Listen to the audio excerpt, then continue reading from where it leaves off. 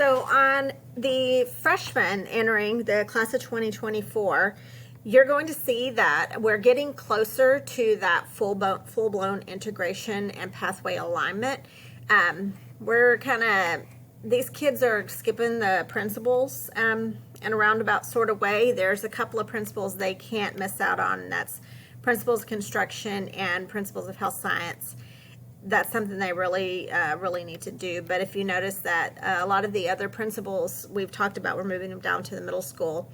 But these round of kids, they are getting to do general employability, business management, some easier classes that will integrate them into the pathway. So it's going to be super important for you guys that have freshman level courses, especially general employability, business management, Money Matters. Those freshmen, those BIM 1 kids that you've got, you're going to have to be really talking through the pathway with them. Like, you're on this route, you're on this route, you're doing this, you're doing that. This is going to be your next step. So we're really going to have to give our freshmen a lot of love and care and guidance in what their next steps are. And it can't just be something we say one time, one each semester. It's got to be something we're integrating into our lessons every 6 weeks, every few weeks, so they know, so they remember where they're going, because they're freshmen, they forget very, very easily.